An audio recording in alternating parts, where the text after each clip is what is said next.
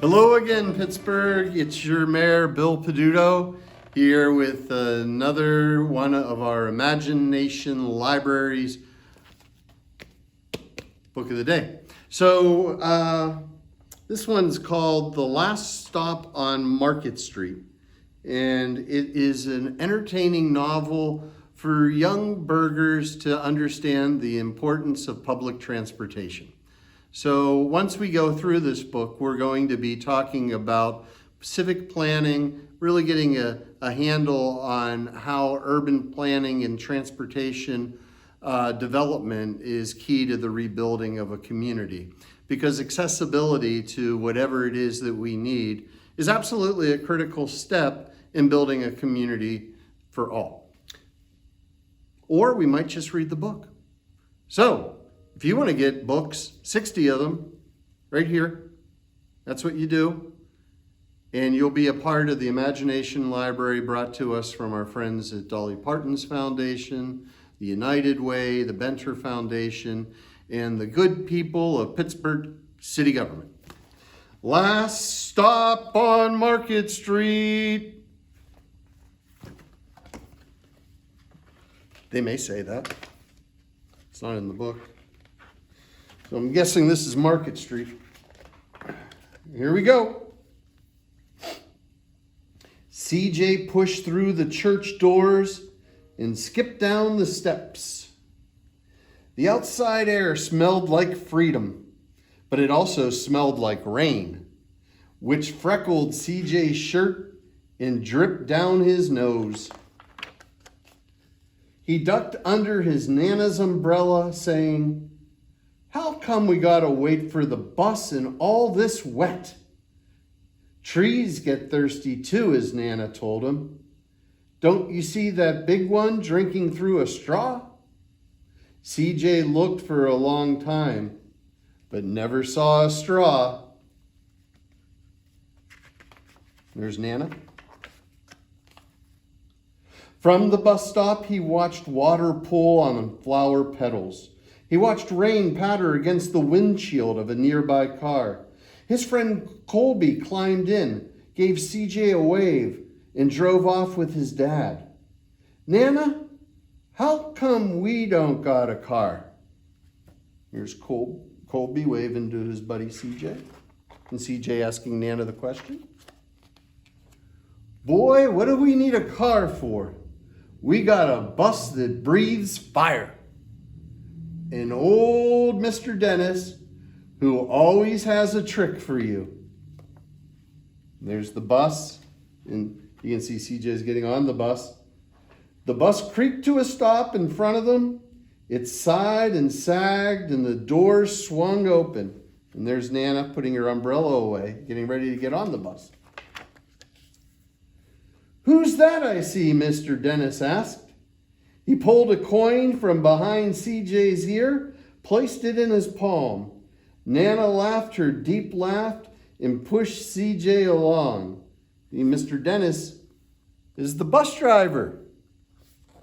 They sat right up front. The man across the way was tuning a guitar.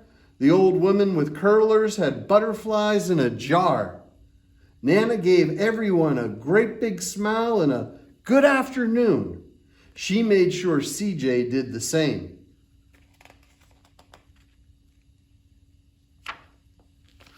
The bus lurched forward and stopped. Nana hummed as she knit. "How come we always got to go here after church?" CJ said. "Miguel and Colby never have to go nowhere." "I feel sorry for those boys," she told him. "They'll never get a chance to meet Bobo or the Sunglass Man. And I hear Trixie got herself a brand new hat." CJ stared out the window, feeling sorry for himself. He watched cars zip by on either side, watched a group of boys hop curbs on bikes.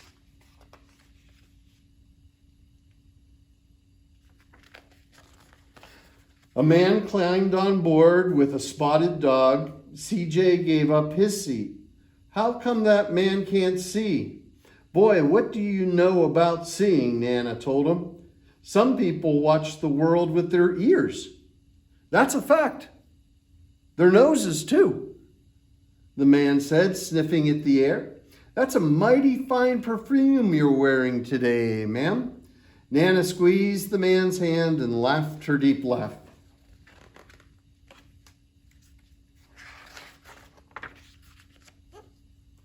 Two older boys got on next. CJ watched as they moved on by and stood in the back. Sure wish I had one of those, he said. Nana set down her knitting. What for? You got the real live thing sitting across from you. Why don't you ask the man if he'll play us a song? CJ didn't have to. The guitar player was already plucking strings and beginning to sing. To feel the magic of music, the blind man whispered. I like to close my eyes. Nana closed hers too. So did CJ and the spotted dog.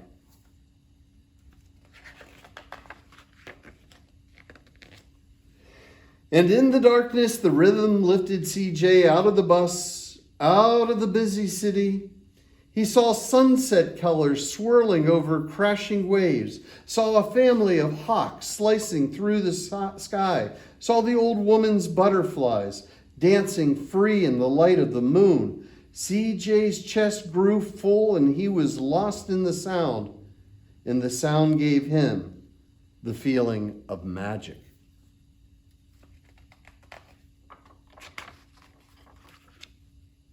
The song ended and CJ opened his eyes. Everyone on the bus clapped, even the boys in the back. Nana glanced at the coin in CJ's palm. CJ dropped it in the man's hat. See?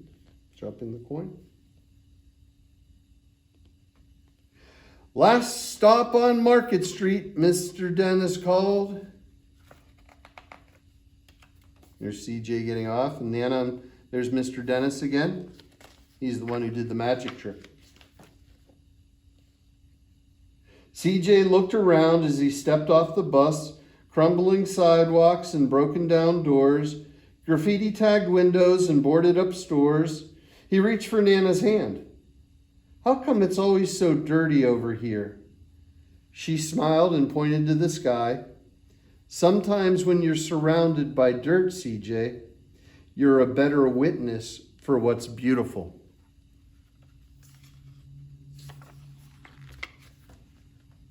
CJ saw the perfect rainbow arcing over their soup kitchen. He wondered how his Nana always found beautiful where he never even thought to look. He looked all around them again, at the bus rounding the corner out of sight, and the broken street lamp still lit up bright, and the stray cat shadows moving across the wall.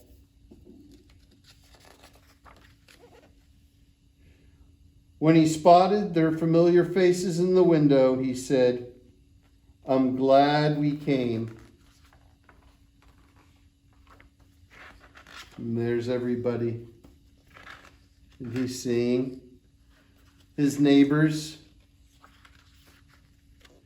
He thought his Nana might laugh, her deep laugh, but she didn't. She patted him on the head and told him, me too, CJ. Now come on.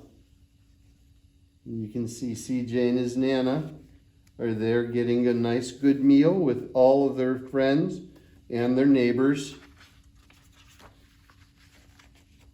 And there they are, leaving after they had their nice good meal.